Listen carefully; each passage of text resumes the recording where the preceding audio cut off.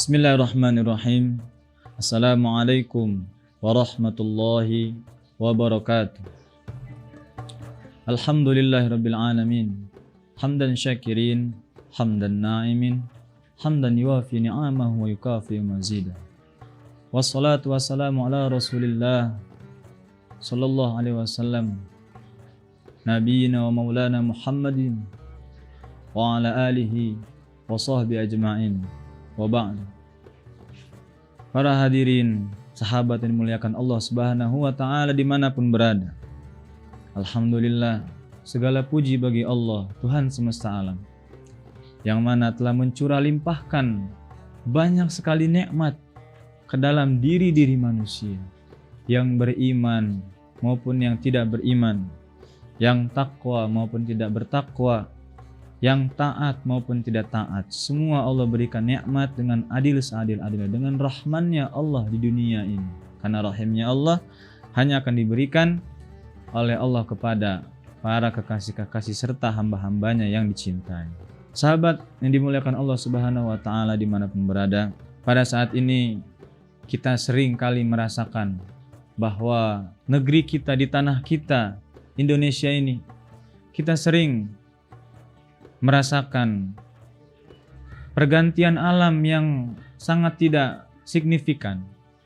Yang orang tua kita dulu biasa menghitung bahwa bulan-bulan ini biasanya adalah musim kemarau dan bulan-bulan yang lainnya adalah musim penghujan.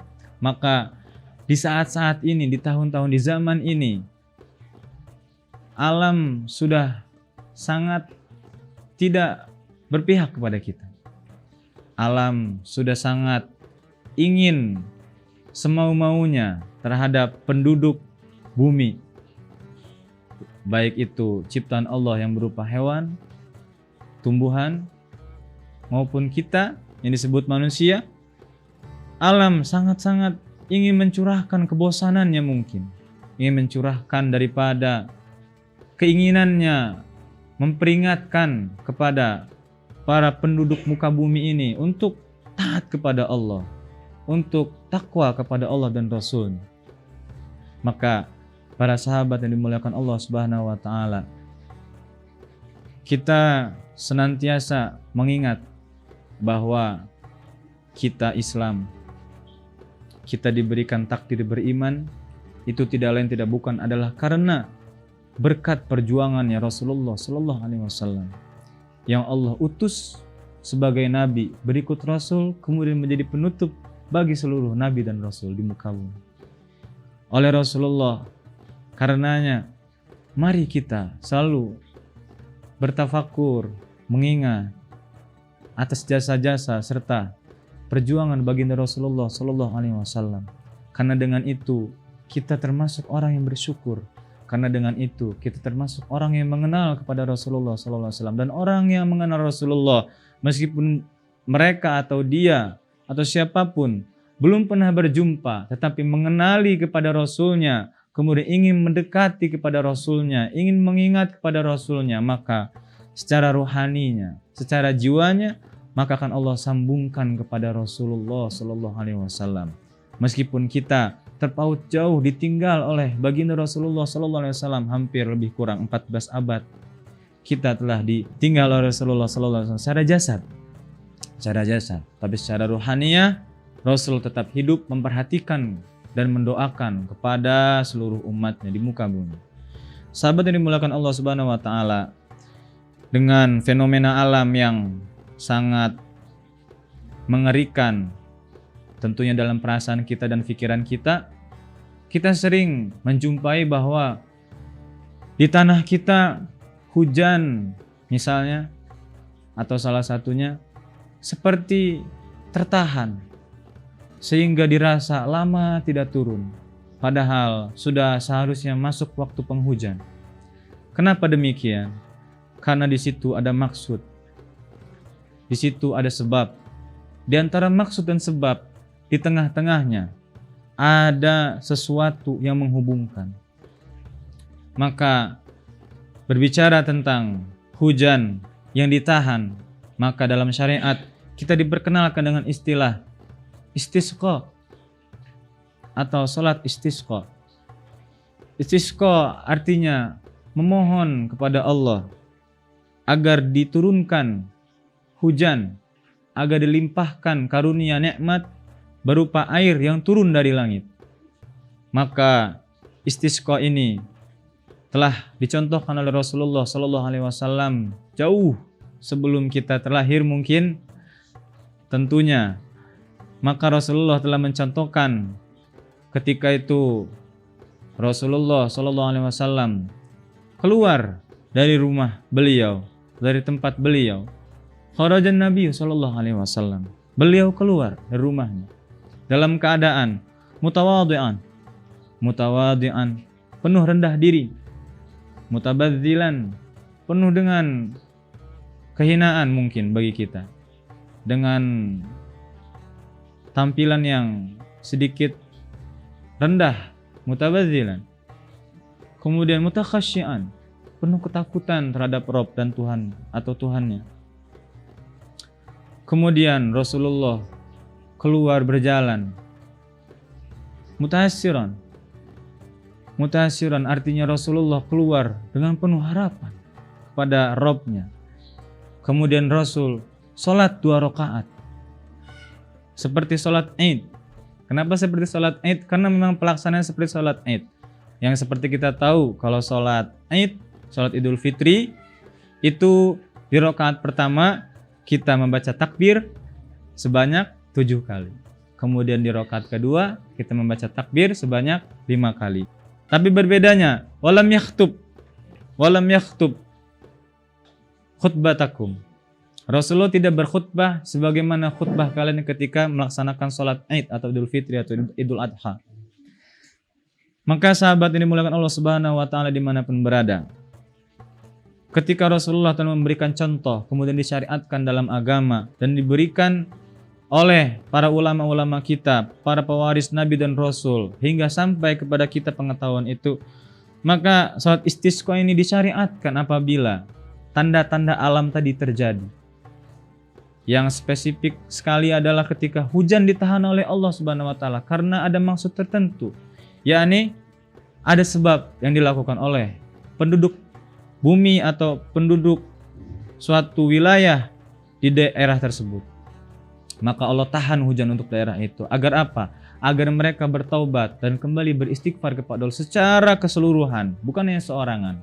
Kecuali diantaranya ada seorang yang dikasih oleh Allah Subhanahu wa taala, yakni para sholihin, para aulia Allah Subhanahu wa taala. Pernah dikisahkan suatu ketika di daerah Baghdad ada seorang bernama Abdullah Mubarak.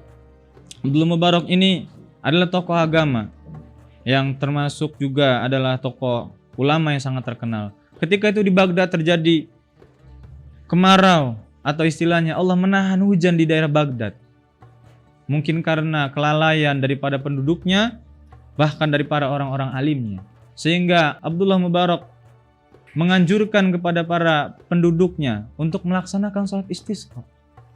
Namun sholat istisqa yang sudah dilaksanakan sebagaimana yang dicontohkan oleh Rasulullah dan disyariatkan dalam agama, dan kemudian Abdullah Mubarak berdoa, tapi tidak kunjung turun hujan. Bukan berarti Allah tidak menghiraukan sholat istisqa yang dianjurkan oleh Rasulullah SAW dan diperintahkan. Akan tetapi ada maksud Allah tertentu di dalamnya. Maka ketika semuanya sudah bubar, maka Abdullah Mubarak masih tetap di dalam daerahnya. Kemudian beliau masuk ke dalam masjid, dan tak lama kemudian masuklah seorang yang sangat dikatakan penampilannya sangat kumuh, lusuh, dan tidak berpenampilan menarik. Kemudian orang itu duduk agak berjauhan dari Abdullah Mubarak dan berdoa dengan doanya, ya Allah, kiranya tidak kau turunkan hujan ini kepada kami yang diperintahkan sholat dan beribadah. Kiranya Tuhan menurunkan hujan ini untuk hewan-hewan yang tidak berdosa dan mereka tidak tahu salah apa-apa. Maka seketika itu turun hujan sangat deras, disertai petir yang sangat menyambar-nyambar. Kemudian laki-laki itu langsung keluar dengan hujan-hujanan, kembali ke tempatnya dan diikuti oleh Abdullah Mubarak. ketika sampai di tempatnya, maka seorang ini ternyata adalah hamba sahaya dari seorang saudagar. Maka oleh Abdullah Mubarak dibeli hamba sahaya itu oleh Abdullah Mubarak. Dan ketika Abdullah Mubarak menceritakan tentang kepenasaran hatinya atas yang dilakukan oleh orang tersebut, maka orang tersebut tidak langsung semata-mata mengakuinya. Akan tetapi orang tersebut mengelak dengan, "Bisakah engkau tidak memujiku seperti itu? Aku adalah hamba Allah yang biasa saja. Aku tidak menarik, aku tidak memiliki apa-apa, kecuali aku adalah seorang hamba sahaya. Dan kau pun tahu, dan engkau membeliku." "Ya betul," kata Abdullah Mubarak. "Tapi ada sesuatu yang pernah ku saksikan ketika istisqa. Engkau berdoa dan seketika turun hujan." Maka terdiamlah lelaki tersebut dan memohon izin kepada Abdullah Mubarak selaku tuannya agar ia diperkenankan sholat 2 rakaat. Dan ketika beliau telah menyelesaikan sholat 2 rakaat, beliau berdoa, "Ya Allah, ya Rabbku, telah terbuka hubungan antaraku dan engkau oleh salah seorang hambamu, maka hamba ingin kembali saja ke hadiratmu." Maka orang tersebut tertidur dengan tidur yang seperti Rasulullah, terbaring dengan di sebelah kanan, kemudian menghadap pada kiblat dan ruhnya melayang. Dan ketika dibangunkan, orang tersebut sudah dalam keadaan meninggal dunia.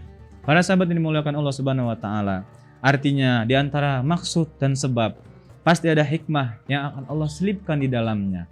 Maka ketika kita sudah mengetahui salat istisqa adalah sarana syariat kita untuk memohon kepada Allah agar diberikan kembali curahan karunia-Nya, maka dengan itu kita harus mengingat dan mentaati sebagaimana syarat dan ketentuan yang berlaku. Para jamaah dan sahabat yang dimuliakan Allah dimanapun berada, pendengar setia, cukup kiranya itu yang bisa disampaikan. Mudah-mudahan menjadi suatu kefahaman, mudah-mudahan menjadi suatu kemanfaatan, dan menjadikan suatu karunia pengetahuan yang bermanfaat di dunia hingga ke akhirat. Kiranya itu yang bisa disampaikan, kurang lebihnya mohon maaf dan terima kasih atas segala perhatian. Wabillahi taufiq wal hidayah wa ridha wal inayah wa iyyakum salam. Assalamualaikum warahmatullahi wabarakatuh.